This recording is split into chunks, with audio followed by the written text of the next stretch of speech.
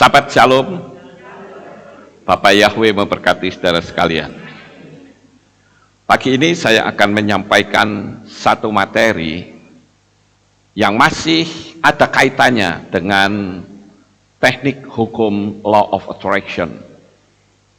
Yang saya beri tema, singkirkan pikiran negatif. Karena pikiran-pikiran negatif inilah yang menjadi penghambat utama untuk kita bisa meraih hukum law atau Law of Attraction.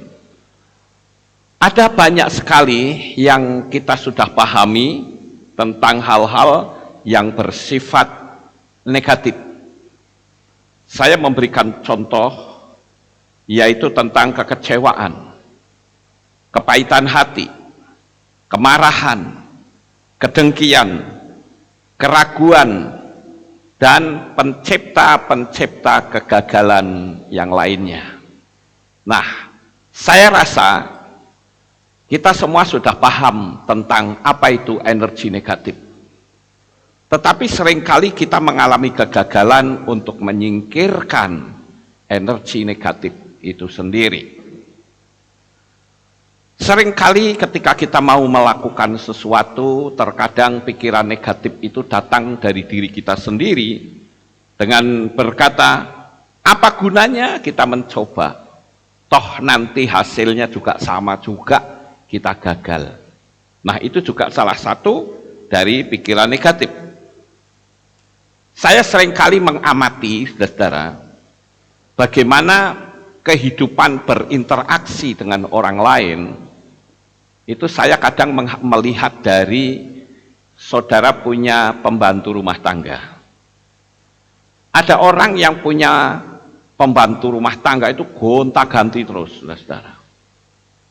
Jadi dia nggak bisa jenak lama bekerja di situ. Saya berpikir bisa jadi yang menjadi majikan ini kurang ramah, atau orangnya terlalu otoriter, atau barangkali terlalu banyak menebarkan energi negatif, sehingga orang selalu nggak akan betah tinggal bersama dengan orang yang seperti itu. Nah, oleh karena itu, saudara-saudara, kita perlu melihat atau mempelajari bagaimana sih caranya supaya kita bisa menghindari energi negatif, sehingga misi dan visi kita itu dapat terwujud. Seringkali ketika saya konseling dengan seseorang yang mempraktekkan hukum law, kebanyakan mereka mengalami kegagalan dalam soal kemarahan. Bahkan ada lagi yang mengarah kepada kekecewaan atau keraguan. Nah, hal-hal yang bersifat negatif inilah yang seharusnya kita singkirkan secara total, saudara-saudara. Ada beberapa tips yang ingin saya sampaikan kepada saudara untuk menghilangkan bagaimana caranya jikalau energi negatif itu menguasai kehidupan kita. Saya sampaikan ini secara umum, secara global saja, saudara-saudara. Nanti detailnya biar Roh Kudus yang akan menerangkannya. Karena kalau diterangkan secara detail akan sangat lama. Yang pertama adalah kita perlu mengingat pengalaman-pengalaman yang indah yang pernah dialami. Ini penting, saudara-saudara. Baik itu masalah kemenangan atau masalah keberhasilan. Baik itu secara mandiri atau secara bersama-sama dengan orang lain. Ketika kita selalu mengingat pengalaman-pengalaman yang menyenangkan, maka kita akan memiliki semangat di dalam kita menjalani sesuatu, kehidupan, untuk kita meraih keberhasilan di masa yang akan datang.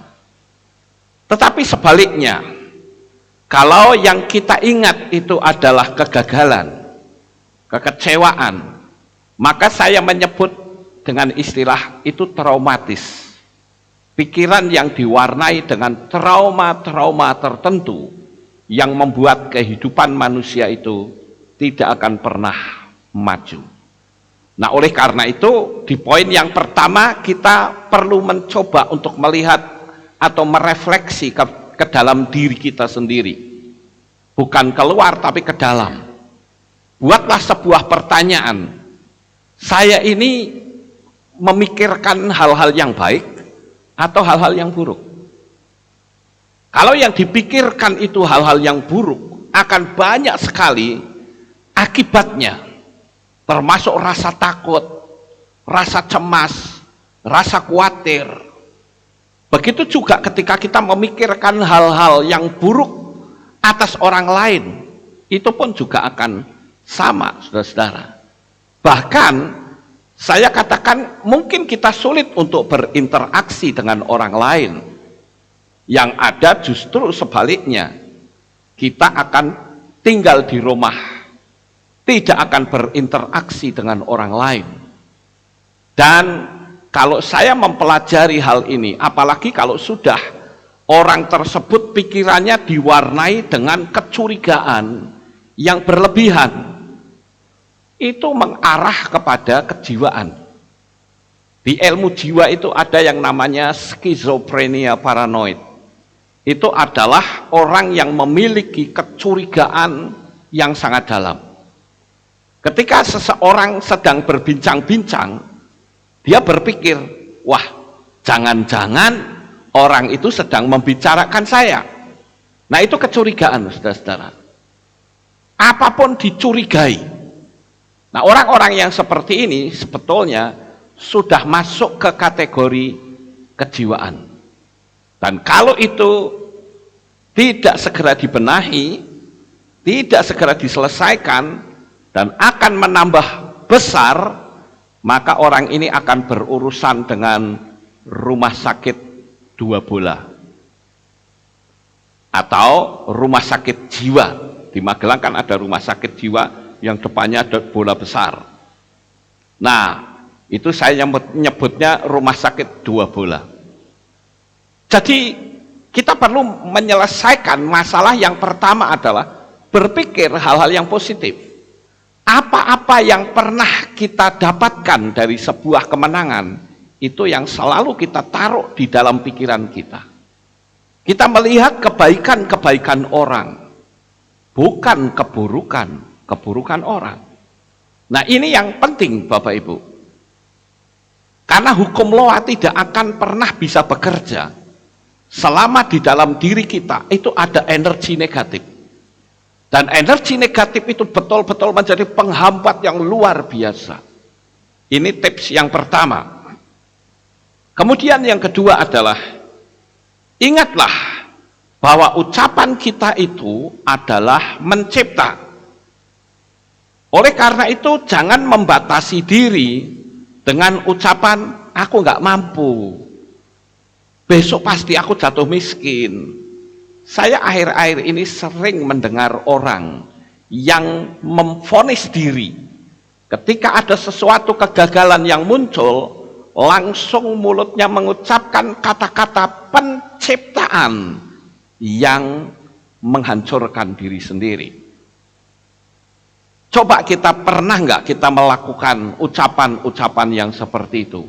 Wah, sepertinya aku nggak bisa maju. Sepertinya aku akan hancur. Saya ini pasti jatuh miskin. Lalu saya perlu bertanya, sudah terjadi atau belum? Kalau belum, ngapain diucapkan? Bukankah ucapan itu terlebih dahulu jadi muncul di kemudian? Jangan salahkan Tuhan kalau hidup kita semakin terpuruk. Karena ucapan kita, pikiran kita, itu adalah pikiran yang negatif, pikiran yang buruk. Coba kita belajar, saudara-saudara. Saya katakan bahwa di masa pandemi ini pun tidak akan bisa membuat manusia itu hancur selama kita meyakini bahwa Bapa Yahweh itu Maha Kuasa. Kalau kita berpikir bahwa pandemi ini akan menghancurkan Pertanyaan saya, lebih kuasa mana pelandemi dengan kekuasaannya Bapak Yahweh? Kekuasaannya kan besar, kekuasaan Bapak Yahweh. Tetapi secara otomatis kita akan dilibas habis ketika pikiran kita menciptakan kehancuran. Seolah-olah pelandemi ini menjadi sesuatu yang paling berkuasa di dunia. Saya katakan tidak. Namun memang seluruh manusia di atas muka bumi ini diteror habis-habisan oleh kelompok anti Hamasyah yang sekarang kita sedang rasakan bersama. Saudara pikir ini pelandemi ini penyakit? No, bukan penyakit, saudara. Itu senjata biologis. Ya, tergantung orangnya mau seperti apa. Ini kan termasuk pembunuhan massal besar-besaran dari kelompok Triple Six yang tidak disadari oleh banyak manusia. Bahkan para pemimpin-pemimpin gereja justru mendukungnya. Oleh karena itu mari kita belajar, saudara-saudara. Kita belajar untuk mencipta. Karena apa? Kita harus membuat sebuah kegagalan itu dirubah menjadi mujizat. Selama kita tidak berani survive, pikiran kita, karena pikiran itu yang paling utama. Ketika pikiran sudah mengarah kepada hal-hal yang negatif, ya jadilah negatif. Saudaraku yang terkasih, hal yang kedua ini yang selalu saya sampaikan kepada teman-teman. Artinya apa? Jangan membatasi kuasa Tuhan. Selama kita membatasi kuasa Tuhan, yang terjadi adalah Tuhan yang kita sembah menjadi Tuhan yang terbatas. Ada sebuah pertanyaan, jikalau dipertanyakan, sebesar apakah Tuhan itu? Oh, ada yang berkata Tuhan itu sebesar samudra raya. Boleh. Ada yang mengatakan, oh Tuhan itu sebesar alam jagat raya ini. Boleh. Tetapi jawaban saya adalah, sebesar apakah Tuhan itu? Sebesar apa yang bisa kau pikirkan. Kalau engkau berpikir Tuhan itu dahsyat dan ajaib, maka hal itu bisa terjadi. Tetapi ketika engkau berpikir dengan pikiran yang negatif, maka Tuhan pun seolah-olah menjadi sangat kecil, karena kemahakuasaannya Tuhan itu dimasukkan ke dalam logika pikiran manusia. Tiap-tiap hari saya selalu berdoa, baik untuk jemaat Kehilat Aleph Tau di tempat ini, maupun untuk para subscriber dan penonton video yang saya sampaikan dalam setiap tayangan live streaming. Jadi ayo kita belajar untuk mengendalikan gaya berpikir kita. Singkirkan hal-hal yang bersifat negatif. Kemudian yang ketiga, saudara, apa yang harus kita lakukan? Rasakan dan pahami bahwa kita itu hidupnya tidak sendirian. Hidup kita itu ada bersama dengan Bapak Yahweh. Dan Bapak Yahweh yang kita sebut namanya itu, dia adalah sang pencipta alam jagat raya ini. Kalau saudara melihat atau bepergian ke satu tempat yang indah, kita bisa mengagumi betapa hebat ciptaan Tuhan itu. Alam semesta yang begitu luas, yang begitu dahsyat, ketahuilah bahwa itu adalah ciptaan dari Bapa Yahweh yang menyertai hidup kita. Jadi jangan kita merasa hidup sendiri, saudara. Engkau tidak sendiri. Kita semua yang ada di tempat ini, saudara yang sedang ikut streaming bersama saya katakan, engkau tidak sendirian. Tetapi engkau bersama dengan sang pencipta pencipta alam jagat raya yang maha luas ini. Dan dia menjadi pendamping hidupmu. Ayo kita yakini, masukkan di dalam hati bahwa Yahweh sang pencipta itu saking cintanya kepada manusia, dia rela turun ke dalam dunia ini. Manusia yang tidak ngerti apa-apa dianggap ini orang kok ngaku Tuhan, padahal memang dia adalah sang pencipta sendiri. Betapa hebatnya Yeshua itu, karena Yeshua adalah sang pencipta alam jagat raya ini. Jadi mulai hari ini, saudara yang melakukan perjalanan hidup masih diwarnai dengan keraguan, kecemasan, kebimbangan, dan sebagainya, banyak energi negatif yang ada dalam diri kita, sadarilah bahwa engkau tidak sendiri hidup di dunia ini. Pegang erat tangan kasih-Nya yang sempurna. Saya meyakini, selama kita sungguh-sungguh dengan Dia, maka perjalanan hidupmu pasti akan nyaman. Tetapi ketika engkau selalu diwarnai dengan kecemasan, diwarnai dengan banyak pikiran-pikiran yang negatif, jangan salahkan Tuhan kalau hidupmu penuh dengan tantangan dan penderitaan yang tak kunjung selesai. Saya katakan demikian karena Yeshua sang pencipta itu sendiri yang mengatakan, marilah hai kepadaku, kamu yang letih lesu dan berbeban berat, aku akan memberikan kelegaan kepadamu. Itu janji Tuhan, itu ya dan amin loh saudara. Jadi pemahaman kita betul-betul harus kita rasakan di dalam hati bahwa memang Tuhan itu ada bersama dengan kita. Sekarang yang keempat, biasakan dirimu untuk berdiri dan berjalan serta duduk dengan tegap. Begini, jangan ngelokro gini, saudara. Orang coba kalau dalam kondisi kemarahan, rasa pahit hati, lihat aja body language-nya, bahasa tubuhnya, kan selalu ngelokro gini. Orang marah juga ngelokro gini, mukanya ke bawah. Tapi beda dengan orang yang hidup bahagia, dia bisa berjalan tegak. Tetapi bukan berarti dibuat-buat oh jalannya begini-begini, bukan begitu, saudara-saudara. Tetapi lihat, saya melihat orang dalam kondisi seperti apa, itu gampang. Tinggal dilihat body language-nya, sudah ketahuan. Kalau kita lihat, saya jadi ingat tentang pertanyaan Tuhan terhadap Kain. Ya, saya bacakan di dalam kitab Bereshit pasal 4 ayat 6 sampai ayat 7. Kitab Bereshit atau kitab Kejadian pasal 4 ayat 6 dan ayat 7 dikatakan demikian. Dan Yahweh berfirman kepada Kain, mengapa engkau marah dan mengapa mukamu merunduk? Jika engkau berbuat baik, tidakkah akan menengadah? Tetapi jika engkau tidak berbuat baik, di depan pintu ada dosa dan keinginannya yang mengintai terhadap kamu.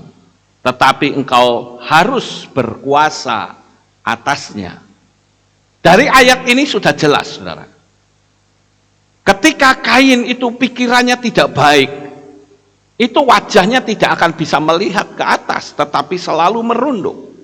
Saudara perhatikan saja orang-orang yang suntuk, ya, yang pikirannya sedang dikuasai dengan keruwetan-keruwetan tersendiri, mesti wajahnya nunduk begini. Jalannya juga nggak menyenangkan, saudara-saudara. Itu yang disebut dengan body language atau bahasa tubuh. Orang jabat tangan pun sebetulnya kita sudah tahu ya. Seperti saya kalau jabat tangan dengan orang, saya akan tahu mental orang ini itu bagus atau tidak, kuat atau tidak. Itu tergantung dari saat kita jabat tangan pertama. Ketika jabat tangan, dia cuma tul, itu sudah ketahuan, saudara. Ada nggak orang yang jabat tangannya seperti itu? Banyak, saudara ya. Di jabat tangan kok tul. Ya. Ada lagi yang cuman ujungnya sadul. Sekarang diatur sama triple six, jabat tangannya begini, ya, dan orang mau gitu loh. Pakai logika, saudara-saudara. Tuhan itu menjadikan tangan, menjadikan tubuh kita, semuanya itu punya arti. Tetapi triple six mengubah semuanya,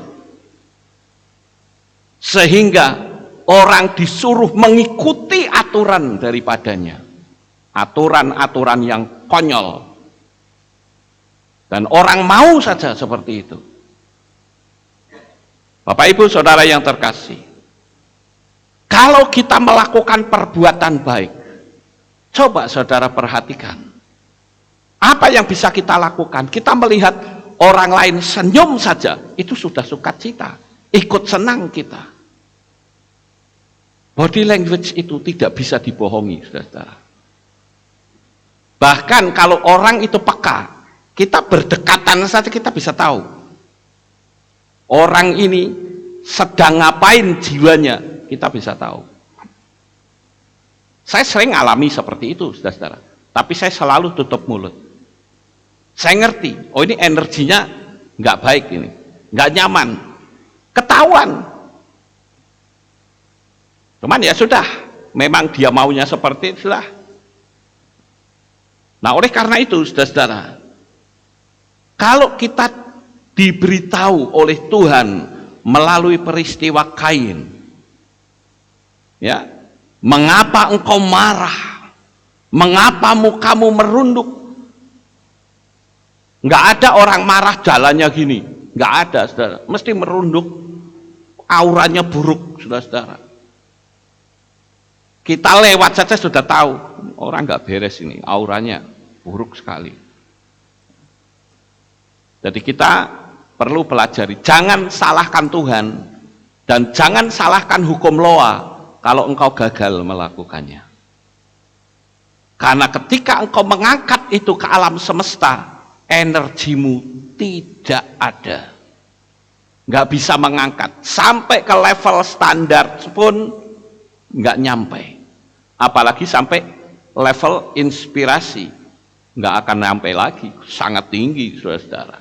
Kenapa? Karena levelnya ada di bawah. Banyak orang yang selalu bertanya kepada saya, khususnya waktu kemarin saya bisa menulis 55 kali 5, hanya dalam waktu sekitar 1 bulan lebih saya bisa mendapatkan sepeda motor. Orang tanya, berapa lama saya bisa mendapatkan itu? Saya bilang lama dan cepat itu tergantung dirimu sendiri. Ketika vibrasimu kuat akan cepat. Tapi kalau vibrasimu itu lemah, hidupmu banyak diwarnai dengan kepahitan hati, diwarnai dengan kedengkian, diwarnai dengan kekecewaan, keraguan dan segala macamnya, ya jangan berharap bisa cepat, saudara-saudara. Bahkan yang saya boleh katakan gagal itu iya. Ini adalah bagian dari hukum Loa. Karena hukum Loa itu adalah hukum ciptaannya Bapak Yahweh, dan kita pegang prinsip sistemiknya, dan kita pasti akan mendapatkannya. Kemudian yang kelima, saudara, bagaimana kita bisa menghilangkan atau menyingkirkan pikiran yang negatif? Luangkan waktu, tenangkan pikiran setidak-tidaknya 3 menit.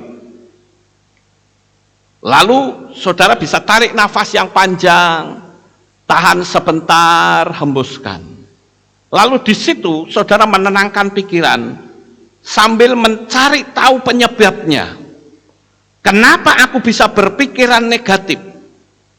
Baik pikiran negatif terhadap situasi, pikiran negatif tentang seseorang, atau berpikiran negatif tentang lingkungan. Karena kalau seperti itu, kita hidup akan diwarnai dengan ketakutan. Mungkin orang akan membalas kata-kata saya dengan berkata, ya Pak Lukas kan tidak tahu kalau di sana itu mungkin ada bahaya. Saya jawab, iya, saya tidak tahu. Tetapi ada Tuhan yang Maha Tahu yang mendampingi hidup saya. Kalau dibilang Pak Lukas nggak tahu, memang saya tidak tahu. Tetapi selama saya hidup berdampingan dengan Roh Kudus, saya percaya hidup kita selalu dilindungi oleh kekuatan yang datang dari tempat yang maha tinggi. Bapak Ibu Saudara yang terkasih, kenapa kita lebih banyak melihat peristiwa yang menakutkan ketimbang peristiwa yang menyenangkan di mana kita hidup bersama dengan Tuhan? Bukankah itu sama dengan bangsa Israel ketika dia dikejar oleh Fir'aun? Kenapa bangsa Israel melihat kereta Fir'aun yang berderap-derap itu? Padahal di belakang mereka jelas-jelas ada tiang api yang menjadi sekat. Kenapa dia tidak melihat tiang api yang menjadi pelindung mereka? Tetapi yang dia lihat adalah di balik tiang api itu, yaitu tentara Fir'aun. Kalau saja saya ada di situ, dalam pelarian itu saya akan mengagumi hebat, karena Tuhan itu membentengi bangsa Israel.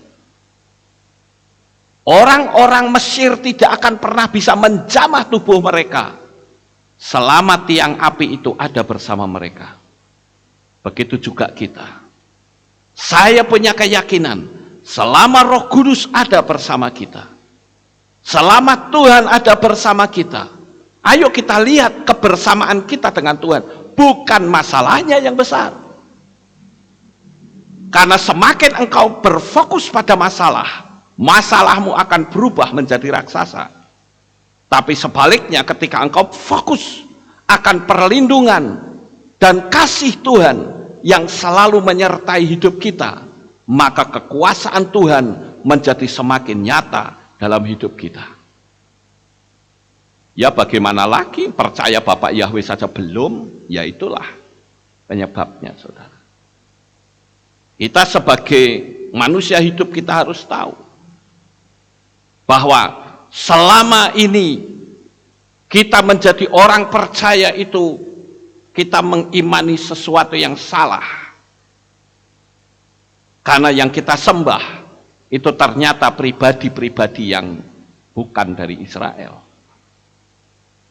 Itu kembali lagi mundur nanti. Makanya saya akan terus berfokus ke sini. Jadi luangkan waktu minimal 3 menit, cari tahu penyebabnya. Kenapa aku berpikir negatif? Kenapa aku berpikir buruk terhadap seseorang? Atau kita berpikir tentang situasi dan lingkungan. Jadi membandingkan diri kita dengan kehebatan orang lain itu juga menjadi penyebab munculnya pikiran yang negatif. Saya ambil contoh misalnya, ketika saya membayangkan atau melihat tayangan seseorang yang pandai melukis, yang hanya dalam waktu sekilas saja dia sudah mendapatkan lukisan yang hebat. Saya melihat di YouTube, saudara, ada seorang laki-laki, dia duduk di kereta, dia lihat di depannya ada seseorang, dia langsung gambar, hanya dalam waktu tidak lebih dari 5 menit. Orang itu bisa menggambar persis seperti orang memotret, saudara, ditunjukin. Ini tak tunjukin buat kamu. Orangnya langsung senang, saudara. Di mana-mana orang itu dia lukis. Kalau kita melihat seperti itu, kita kagum. Lalu ketika kita mengagumi dia, kita tidak boleh mengecilkan diri kita. Karena tiap-tiap manusia memiliki bakat yang berbeda-beda. Kadangkala karena kita mengagumi, lalu kita memvonis diri, wah goblok ya aku, nggak sepandai orang ini. Itu salah, saudara. Memang orang itu pandai dalam melukis, tapi apakah dia bisa pandai memasak misalnya, atau buat roti? Belum tentu. Atau mungkin kita ahli dekorasi, mereka juga belum tentu. Karena tiap-tiap manusia itu memiliki talenta masing-masing. Dan yang terpenting sekarang justru adalah kembangkan talentamu semaksimal mungkin.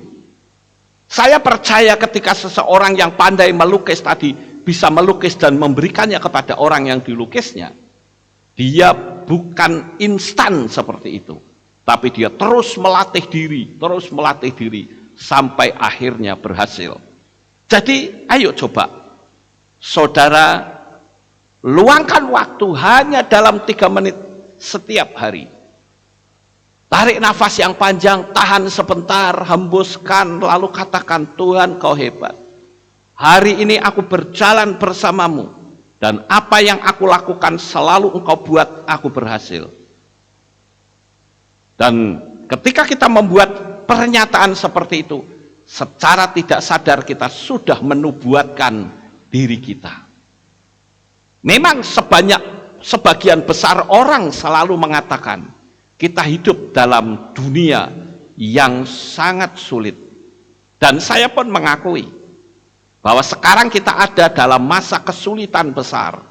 Tetapi sekali lagi saya katakan, percayalah, selama kita pegang erat-erat tangan Tuhan, kesulitan besar itu boleh terjadi, tetapi dia tidak akan menimpa hidupmu. Firman Tuhan katakan, sekalipun 1000 orang rebah di sisiku, dan 10.000 orang rebah di sisi kananmu, namun hal itu tidak akan menimpa kita. Dan saya meyakini firman Tuhan itu. Ketika kita meyakini, percayalah, pertolongan Tuhan itu pasti datang dalam hidup kita. Ketika kita membaca 1000 orang di sebelah kiri, saudara bisa menyebut orang itu saudara ganti sendiri dengan perusahaan misalnya. Maka yang terjadi adalah sekalipun 1000 perusahaan hancur, gulung tikar, dan 10.000 perusahaan yang lain juga gulung tikar, tapi itu tidak akan menimpa kita. Kita bisa mengubah kata-kata itu untuk diri kita, karena firman Tuhan itu hidup.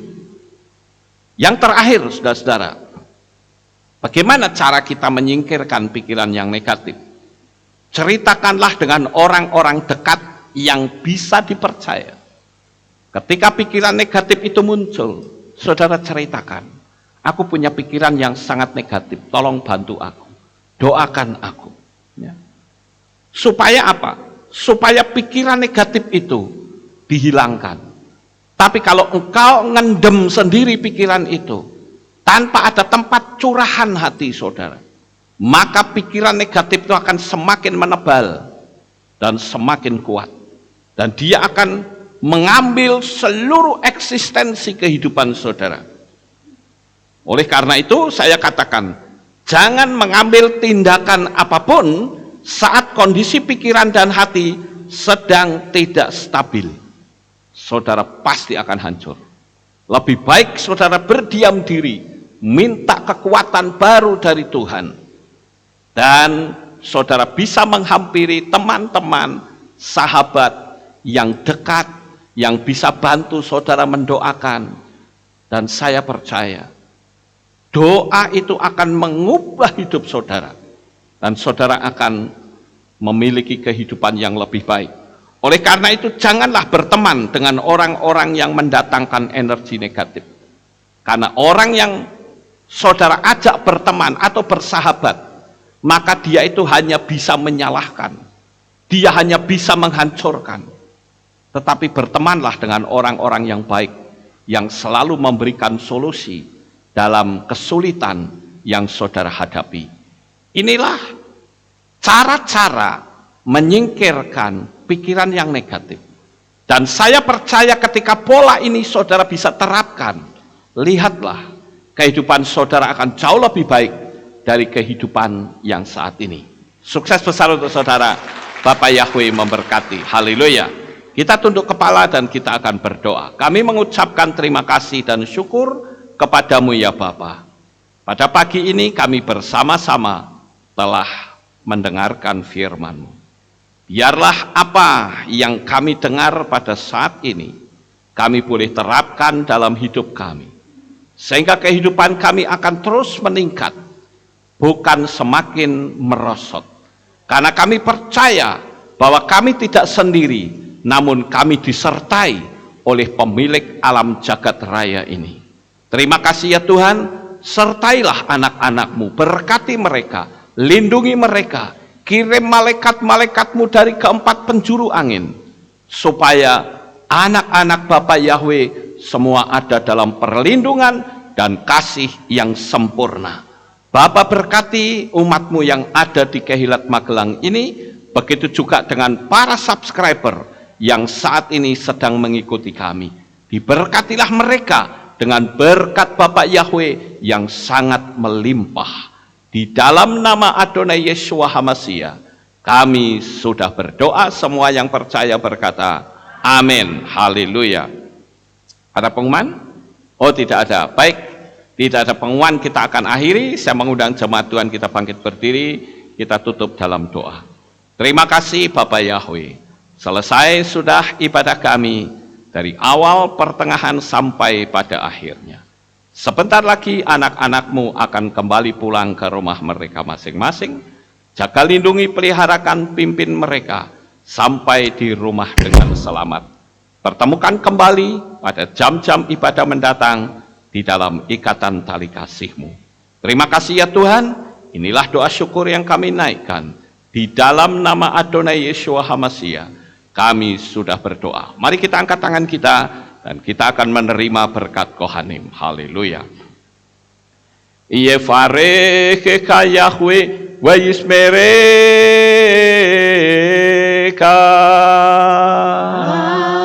Amen.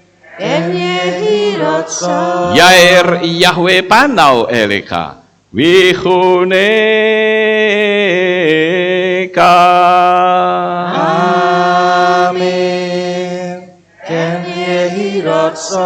Yesa Yahweh panau eleka wa yashem lecha shalom. Amin. Baruk atabair ufaruk atabasadeh. Engkau akan diberkati di kota dan kau akan diberkati di ladang. Amin. Baruk peripitne, kaufriat matka ufri fahem teka shekar alapeka wa esteroconeka. Diberkatilah buah kandunganmu, diberkati hasil bumimu, diberkati hasil ternakmu, anak-anak lembumu dan anak-anak dombamu. Amin. Baruk tan akau misyarteka, diberkatilah bakulmu dan tempat adonan. Amin. Baruk ata boboy, kau faruk ata betseteka, dan kau akan diberkati pada waktu engkau masuk, dan engkau akan diberkati pada waktu engkau keluar. Amin. Baruk ata Yahweh Elohenu melek haolam, Beshem Yeshua HaMashiach Ruach HaKodesh Kile Olam Vaed. Kami sudah berdoa dan mengucap syukur. Haleluya.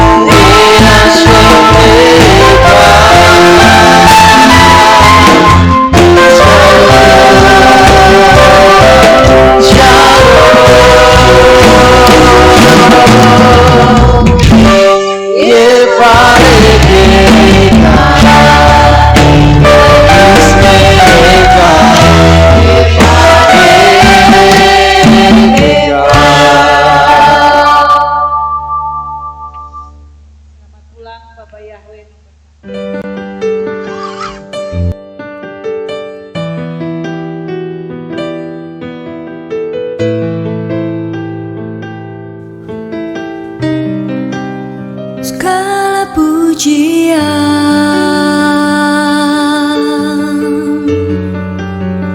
hanya untuk-Mu Tuhan, segala kehormatan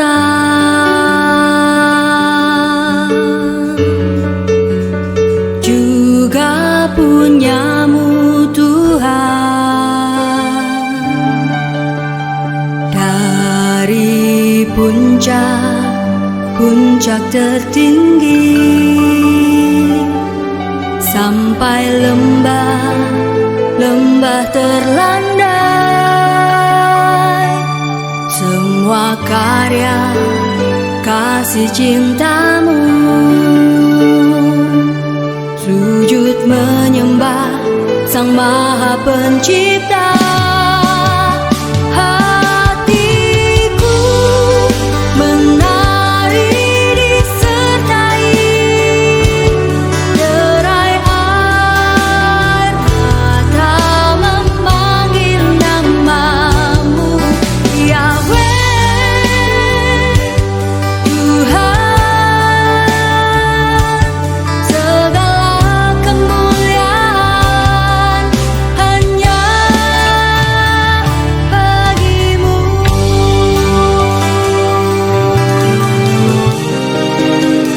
Engkaulah sumber segala pengharapan, mendengar, memulihkan hati yang luluh, menyembuhkan juga menghibur. Engkau lara menjadi bahagia, agar semua diberkatinya.